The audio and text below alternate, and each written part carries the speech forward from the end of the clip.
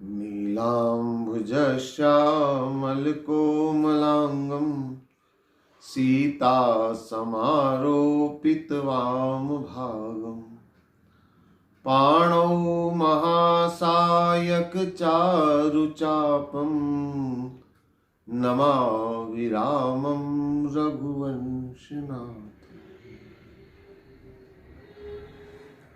आइए श्री राम कथा को हम प्रारंभ करें। पिछले भाग में हम लोगों ने चर्चा करी थी कि किस तरह से यज्ञ के प्रसाद का बंटवारा हुआ और वह संस्कार के रूप में किस तरह से राम के चरित्र में उजागर हुआ। रावण का चरित्र किस तरह का है और वहां के संस्कार कैसे हैं, राम का चरित्र कैसा है और राम को संस्कार कैसे मिले, इन दोनों का विश्लेषण मैंने आपके सामने किया। आइए अब हम कथा में थोड़ा और आगे बढ़े। खीर के प्रसाद को पाने के बाद तीनों रानियां गर्भवती हुई और समय आने पर भगवान राम का जन्म होगा। अब हम राम जन्म के करीब हैं। भगवान राम का जन्म अब होने वाला है। जिस राम कथा को लेकर हमने ये सत्र प्रारंभ किया है, उस राम कथा के नायक प्रभु राम का जन्म होने वाला है। लेकिन भगवान राम के जन्म से पहले कुछ बातों को समझ लेना बहुत जरूरी है। गोस्वामी श्री तुलसीदास जी भगवान राम के जन्म का वर्णन करते हैं। भगवान राम का जन्म कब हुआ? नवमी तिथि मधुमास पुनीता। नवमी को भगवान राम का जन्म हुआ। आप और हम लोग राम नवमी का पर्व मनाते हैं। तो भगवान राम का जन्म नवमी तिथि को हुआ। पूर्ण ब्रह्म परमपिता परमेश्वर के चरित्र की हर बात अपने आप में अलौकिक होती है। उनके हर चरित्र के पीछे बड़े गूढ़ रहस्य छिपे हुए हैं। आइए भगवान के इस जन्म दिवस के बारे में थोड़ी सी हम चर्चा आज करें कि भगवान राम ने नवमी तिथि पे जन्म क्यों लिया। वैसे 9 का अंक बड़ा महत्वपूर्ण है और राम के चरित्र में तो इस 9 के अंक का कई जगह महत्व देखने को मिलता है। भगवान राम का जब जन्म हो रहा था तो तुलसीदास जी ने लिखा, बोले जोग लग्न ग्रहवार तिथि सकल भय अनुकूल, चर और अचर हर्ष जुत राम जन्म सुख मूल। गोस्वामी जी कहते हैं जोग लग्न ग्रहवार तिथि सकल भय अनुकूल। अब ये सकल अनुकूल होना क्या है? हालांकि जोग लग्न ग्रह ये सब ज्योतिष का विषय है और मैं ज्योतिष का ज्ञाता नहीं हूं, लेकिन एक मोटे तौर पर इस गोस्वामी जी के जोग लग्न ग्रहवार तिथि को समझने का प्रयास करें तो एक गणित आपको सामने मिलेगी। और वो गणित क्या है? देखिए, योग होते हैं कुल 19। गोस्वामी जी लिखते हैं योग, फिर कहते हैं लग्न। लग्न होते हैं 12, फिर है ग्रह। ग्रह कितने होते हैं? ग्रह होते हैं 9 और वार कितना आप सब जानते हैं, वार होते हैं 7, रविवार से शनिवार तक। तिथियां होती है 16।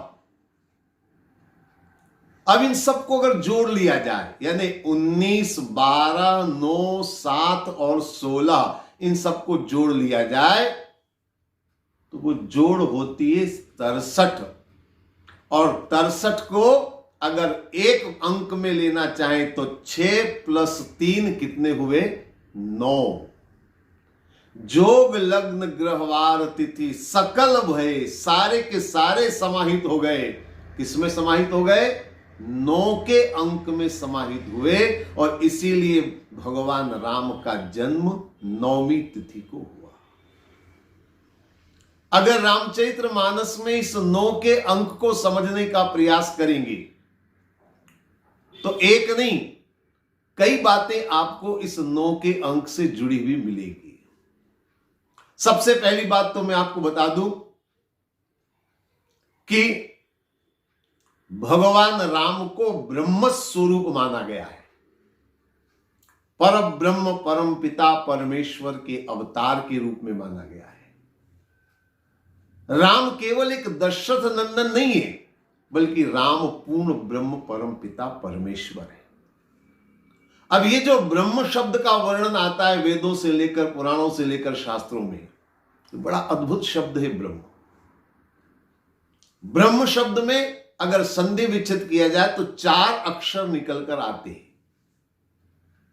ये 4 अक्षर है ब, र, ह और म। इनको मिला के हुआ ब्रह्म। ब, र, ह, म, ये 4 अक्षर आते हैं। अब चूंकि आज हम अंक की बात कर रहे हैं, 9वीं तिथि एक अंक है, तो अंकों के ऊपर हमें विशेष ध्यान देना होगा। अब ये 4 अक्षर है ब, र, ह, म। ब्रह्म में पहला अक्षर है ब।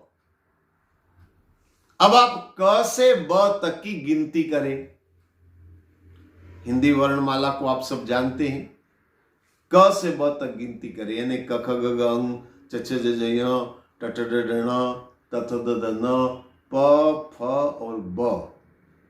कौन सा हुआ? ये हुआ 23वां अक्षर। दूसरा अक्षर है र। ब, र, ह, म में दूसरा अक्षर है र। अब आप क से र तक की गिनती करें उसी तरीके से। क, ख, ग, घ, ङ, च, छ, ज, झ, ञ, ट, ठ, ड, ण, त, थ, द, ध, न, प, फ, ब, भ, म, य, र। ये कौन सा अक्षर हुआ? 27वां अक्षर हुआ। तीसरा अक्षर है ह। अब क से ह तक की गिनती करें। क, ख, ग, घ, ङ, च, छ, ज, ञ, ट, ठ, ड, त, थ, द, न। गिनती करिए आप लोग, गिनती करिए आप। कौन सा अक्षर हुआ? क से ह तक गिनिए, वो है 33वां अक्षर। और चौथा अक्षर है म। अब क से म तक गिनिए। क, ख, ग, घ, ङ, च, छ, ज, झ, ञ, ट, ठ, ड, ण, त, थ, द, न, प, फ, ब, भ, म। यह है 25वां अक्षर।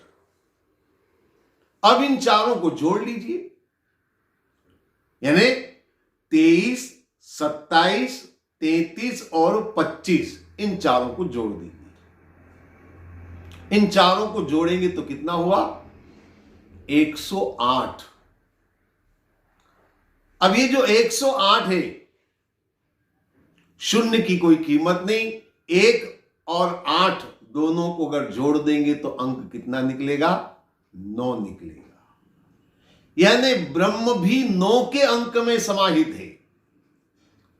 वैसे परमात्मा को कई नामों से जाना जाता है। रामचरितमानस में कई बार परब्रह्म के लिए अलग अलग शब्द का प्रयोग हुआ है।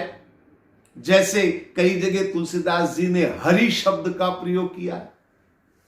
वही मतलब है ब्रह्म हरि। अब हरि शब्द को देखेंगे, वही गणित निकल कर आएगी। हरि शब्द का अगर व्याकरण के अनुसार संधि विच्छेद करेंगे तो 3 अक्षर आएंगे, ह, र और ई। ये 3 अक्षर निकल के आएंगे। अब गिनती करिए, वही तरीका है।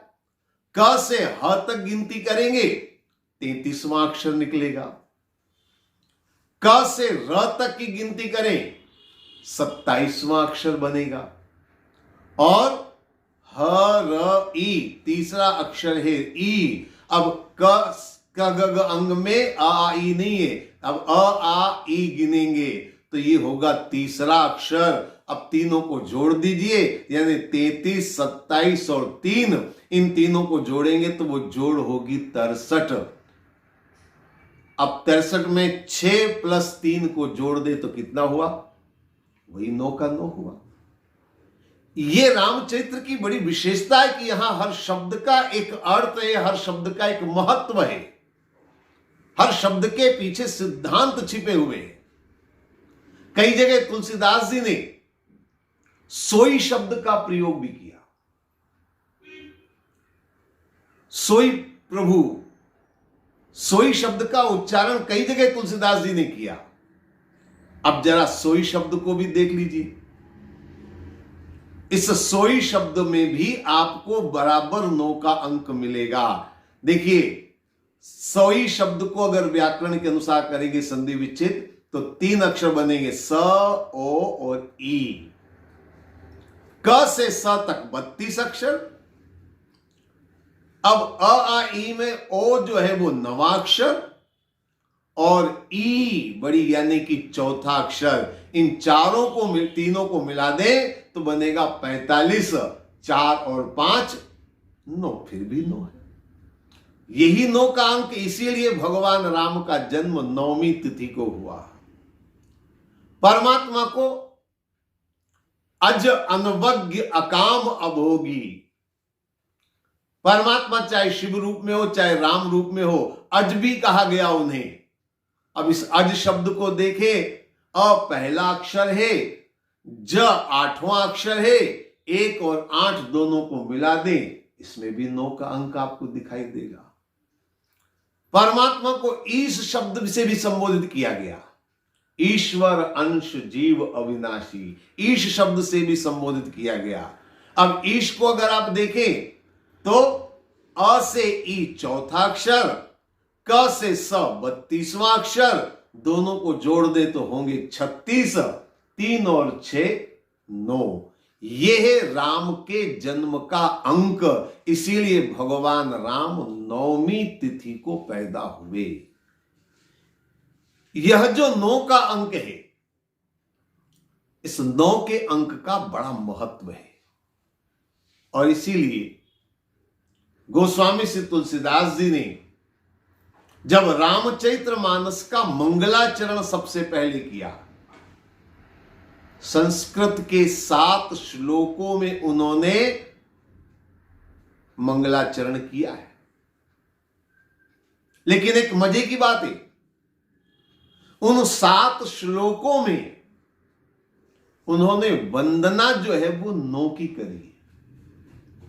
श्लोक यद्यपि 7 है, लेकिन 7 श्लोकों में उन्होंने 9 की वंदना करी। सबसे पहला श्लोक, वर्णानाम अर्थ संघानाम रसानाम छंदसामपि मंगलानाम च कर्तारो वंदो वाणी विनायक, यानी गणेश और सरस्वती की वंदना उन्होंने 2 की वंदना इस एक श्लोक में करी। दूसरे श्लोक में देखें, भवानी शंकरो वंदे श्रद्धा विश्वास रूपिणो, यानी पार्वती और शंकर 2 की वंदना इस दूसरे श्लोक में करी है। तीसरे श्लोक में उन्होंने केवल गुरु की वंदना करी है। और चौथे श्लोक में अगर आप देखें तो उसमें हनुमान जी और वाल्मीकि की उन्होंने वंदना करी है। 5वें श्लोक में अगर आप देखें तो मां जानकी की वंदना उन्होंने करी है। और 6ठे श्लोक में उन्होंने अपने आराध्य प्रभु राम का वंदन किया है, राम की स्तुति करी है। और 7वां श्लोक, उसमें उन्होंने किसी की नहीं, स्वांत सुखाय रघुनाथ नाथाय, यानी केवल शून्य परब्रह्म समझ लीजिए, किसी की वंदना उन्होंने नहीं करी है। तो ये 7 श्लोक में 9 की वंदना। 9 माने कौन कौन? सबसे पहले गणेश, सरस्वती, शिव, पार्वती, गुरु, हनुमान जी, वाल्मीकि जी, मां जानकी और राम, इन 9 की वंदना उन्होंने मंगलाचरण में करी है, क्योंकि 9 का अंक अपने आप में बड़ा महत्वपूर्ण है। 9 का अंक पूर्णांक माना जाता है। किसी भी दृष्टि से अगर आप देखें तो 9 का अंक पूर्ण अंक है। हमारी गणित में, हमारी वर्ण में 9 के अंक का बड़ा महत्व है। पूर्णांक, थोड़ा सा इसको समझ लीजिए। वैसे आप लोग सब पढ़े लिखे अच्छी तरह जानते होंगे। 9 का पहाड़ा, 9 की टेबल, जो भी आप बोलते हो, उसको जरा आप देखिए। 9 दूनी 18, 1 और 8 9, फिर भी 9 का 9 रहा। 9 तिया 27, 2 और 7 9, फिर भी 9 का 9 रहा। 9 चौक 36, 3 और 6 9, फिर भी 9 रहा। 9 पंजे 45, 4 और 5 9, फिर भी 9 का 9 रहा। 9 छक्के 54, 5 और 4 9, फिर भी 9 का 9 रहा। 9 सते 63, 6 और 3 9, फिर भी बराबर 9 बना हुआ। 9 अठे, अब बताइए, 9 सते 63, 9 अठे 72, 7 और 2 9, फिर भी 9 का 9 रहा। और 9 9 81, 8 और 1 9 9, फिर भी 9 है। और 9 ढाई 90, शून्य की कीमत नहीं, 9 फिर भी बराबर 9 है। यह है 9 का अंक, पूर्ण अंक। और यह पूर्ण ब्रह्म का अवतार हो रहा है। यहां हर चीज पूर्णता से होनी चाहिए। इसीलिए भगवान राम का जन्म पूर्ण तिथि में हुआ। 9वीं तिथि अपने आप में परिपूर्ण तिथि। अन्य किसी अंक को आप इस तरह से टेबल में देख लीजिए, पहाड़ी में देख लीजिए, मामला बिगड़ जाएगा। जैसे 8, 8 दूनी 16, 1 और 6 7, यानी 1 घट गया। 8 तिया 24, 2 और 4 6, 1 और घट गया। आप देख लीजिए किसी को भी, कोई भी अंक को आप उठा करके इस तरह देख लीजिए, जोड़ करके, या तो घटेगा या अचानक बढ़ेगा, लेकिन एक जैसा अंक रहने वाला नहीं है। यही 9 की सबसे बड़ी विशेषता है। और इसीलिए भगवान राम का जन्म 9वीं तिथि को हुआ। इतना ही नहीं, अगर आप गौर से देखें तो हमारे पुराण भी 18 है। उसमें भी 1 और 8 यानी 9 का अंक बनता है। महाभारत में 18 पर्व है, 1 और 8 वहां भी 9 का अंक है। गीता में अध्याय 18 है, 1 और 8 वहां भी 9 का अंक पूर्ण रूप से नजर आता है। और इसके साथ साथ भगवान राम की भक्ति, क्योंकि यह ग्रंथ लिखा गया किसके लिए? भगवान की भक्ति के लिए। रामचरित्र हम क्यों कर रहे हैं? ईश्वर की भक्ति के लिए। राम का गुणगान क्यों गाया जाता है? भक्ति के भाव का उदय हो इसलिए। और आप जानते, भक्ति केवल 9 प्रकार की होती है, जिसको नवदा भक्ति कहा है। रामचरित्र मानस में तुलसीदास जी ने नवदा भक्ति का वर्णन किया है। शबरी प्रसंग के अंदर भगवान राम माता शबरी को उपदेश देते हैं नवदा भक्ति का। प्रथम भक्ति संतन कर संगा, दूसरी रति मम कथा प्रसंगा, गुरुपद पंकज सेवा, तीसरी भगति अमान, चौथी भक्ति मम गुणगण करें कपट तजिगान, मंत्र जाप मम दृढ़ विश्वासा, पंचम भजन सुभेद प्रकाशा, षठदम शील विरति बहु कर्मा, निरत निरंजन सज्जन धर्मा, सातों सम मोहिमय जग देखा, मोते अधिक संत कर लेखा, आठों जथा लाभ संतोषा, सपने नहीं देखी पर दोषा, नवम सरल सब सन छल करही, मोह हृदय। ये 9 भक्ति का वर्णन तुलसीदास जी ने किया। तो भक्ति कुल 9 प्रकार की होती है। लेकिन एक बात जरूर आप समझ लीजिए, भक्ति को धारण हम तब कर पाएंगे जब जीवन में शक्ति होगी। अगर शक्ति नहीं है तो भक्ति कैसे करेंगे? माला जपने की ताकत होनी चाहिए, राम राम रटने की ताकत होनी चाहिए, मंदिर जाने की, पूजा पाठ करने के लिए तन में ताकत चाहिए, शक्ति चाहिए। बिना शक्ति के भक्ति नहीं हो सकती है। और शक्ति की अगर बात करें तो शक्ति स्वरूपा है भगवती दुर्गा। और आप अच्छी तरह जानते हैं दुर्गा भी 9 रूप में मानी गई है, नव दुर्गा। प्रथमम शैलपुत्री च, द्वितीयम ब्रह्मचारिणी, तृतीयम चंद्र घंटेति कुसुमांडेति चतुर्थकम। ये नवदा भक्ति का वर्णन, नवरात्रि का पर्व आप मनाते हैं, 9 दुर्गा की पूजा आप करते हैं, तो भक्ति भी 9 रूप में है और शक्ति भी 9 रूपों में मानी गई है। ये 9 का अंक अपने आप में बड़ा महत्वपूर्ण है। इसके पीछे बड़े गूढ़ रहस्य छिपे हुए। तुलसीदास जी ने रामचरितमानस में सबसे पहले वंदना प्रसंग रखा है, बाकी सारे प्रसंग बाद में आते हैं। रामचरितमानस प्रारंभ होता है तो सबसे पहले वंदना प्रसंग, आप रामचरितमानस में विषय सूची को देखेंगे तो सबसे पहला वंदना प्रसंग आएगा, मंगलाचरण आदि के बाद में। अब इस वंदना में उन्होंने वैसे सबकी वंदना करी है, किसी को नहीं छोड़ा है, सबकी वंदना उन्होंने करी है। लेकिन अपने आराध्य की वंदना उन्हें जब करनी थी, प्रभु राम की वंदना जब उन्हें करनी थी, तो देखकर आपको आश्चर्य होगा कि उन्होंने राम की वंदना 9 दोहों के बीच में करी है।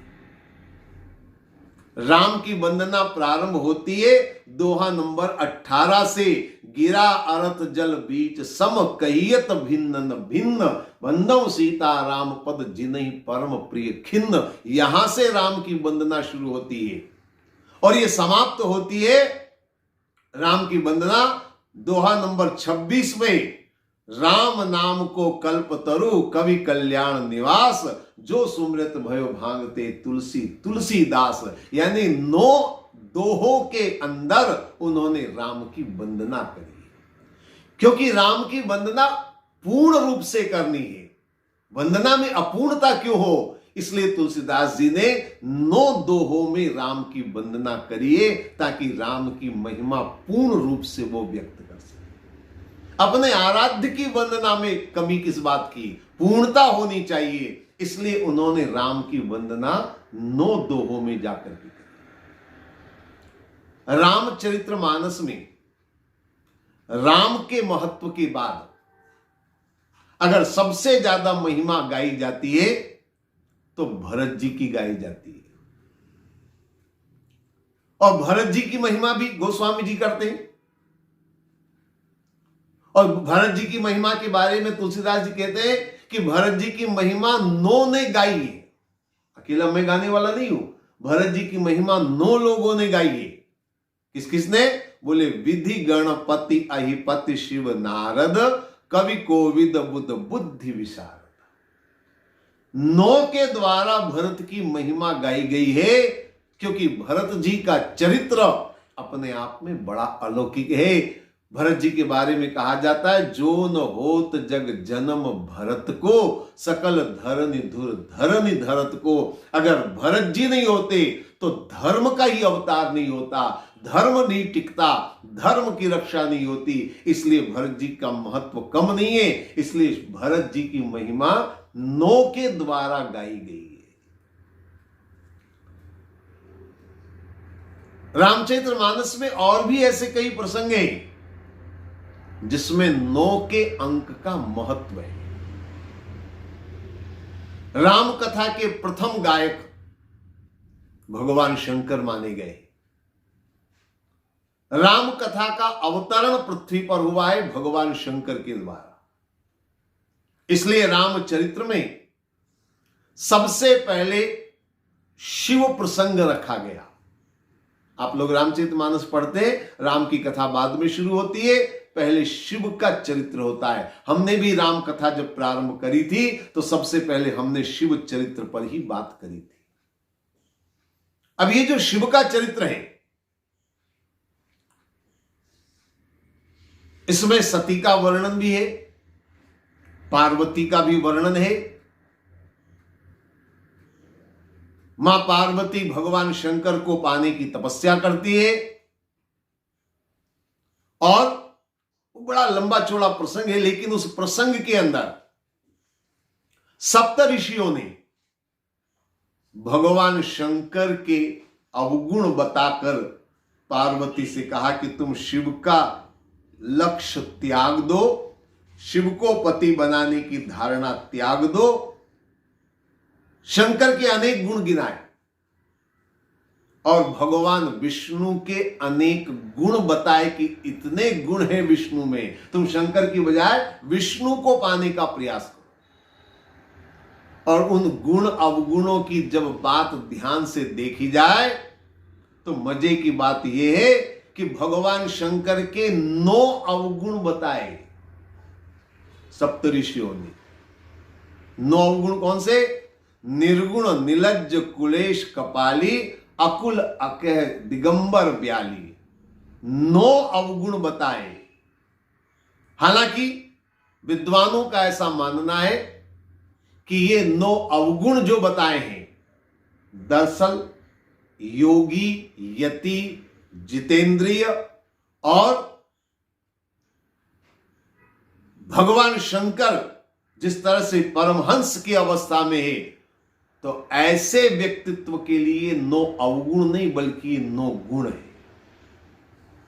और भगवान विष्णु के 9 गुण बताए।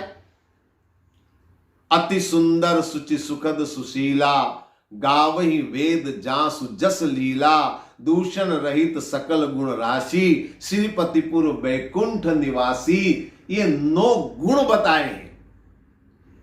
ये गृहस्थ जीवन के 9 गुण हैं। और भगवान शंकर के जो अवगुण बताए वास्तव में अवगुण नहीं है बल्कि योगियों के 9 गुण हैं। लेकिन भगवान शंकर के 9 अवगुण और भगवान नारायण के 9 गुण बताए। हालांकि सती ने बाद में स्पष्ट कह दिया, जो तुम मिलते प्रथम मुनीसा, सुनते हूं सीख तुम्हारी धर सीसा, और अब में जन्म शंभु हित हारा, को गुण दूषण करे बिचारा। सती पार्वती ने एक लक्ष्य बता दिया कि मेरा लक्ष्य तो भगवान शंकर को पाना है, और इसीलिए पार्वती भगवान शंकर को पाने में सफल हुई। तो मैं आपसे केवल यह निवेदन कर रहा हूं कि यह जो 9 का अंक है, ये पूर्णता का द्योतक है। ये 9 का अंक पूर्णता की ओर इशारा कर रहा है। पूर्ण ब्रह्म परमपिता के अवतार का ये वर्णन है। और हमारी भक्ति में जब पूर्णता आएगी तभी परमात्मा की हमें प्राप्ति होगी। केवल 2 बार भगवान का नाम ले लेने से या 2 बार 2 मिनट के लिए मंदिर चले जाने से जीवन में परमात्मा की प्राप्ति नहीं हो सकती। परमात्मा की प्राप्ति तब होगी जब हमारे अंदर भगवान के प्रति प्रेम में पूर्णता हो, हमारे अंदर भक्ति में पूर्णता हो, समर्पण में पूर्णता हो। जब तक हमारे अंदर पूर्णता नहीं होगी तब तक परमात्मा को पाना संभव नहीं। और ये केवल परमात्मा को पाने के लिए नहीं कह रहा हूं मैं, जीवन में किसी भी क्षेत्र में अगर आप सफल होना चाहते हैं तो आपको उस क्षेत्र में पूर्णता दर्शानी होगी, पूर्णता लानी होगी। जब तक जीवन में पूर्णता नहीं आएगी, जीवन के किसी भी क्षेत्र में आप सफल नहीं हो सकते, कामयाब नहीं हो सकते। जीवन को अगर सफल बनाना है, जीवन में अगर कामयाबी हासिल करनी है, जीवन के किसी भी क्षेत्र में अगर आप श्रेष्ठ बनना चाहते हैं, चाहे व्यापार हो, चाहे खेती हो, चाहे नौकरी हो, चाहे राजनीति हो, चाहे सामाजिक जीवन हो, चाहे पारिवारिक जीवन हो, और चाहे अध्यात्म की बात हम करें, जीवन में पूर्णता के बिना हमारा जीवन सफल नहीं हो सकता है। और पूर्णता कब होगी? जब हम उस कार्य को पूर्ण निष्ठा, पूर्ण लगन से करने का प्रयास करें।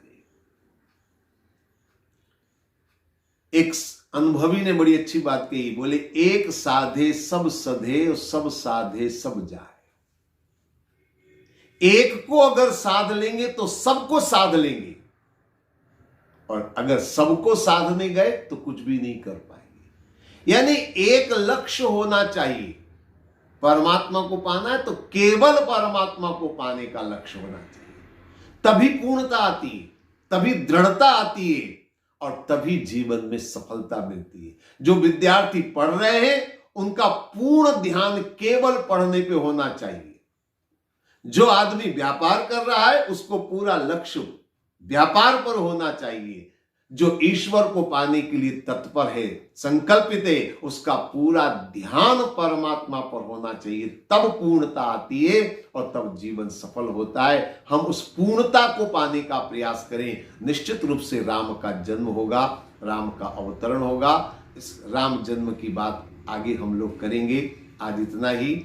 ओम सर्वे भवन्तु सुखिनः, सर्वे सन्तु निरामया, सर्वे भद्राणि पश्यन्तु, मां कश्चित् दुःख भाग् भवेत्। ओम शांति शांति।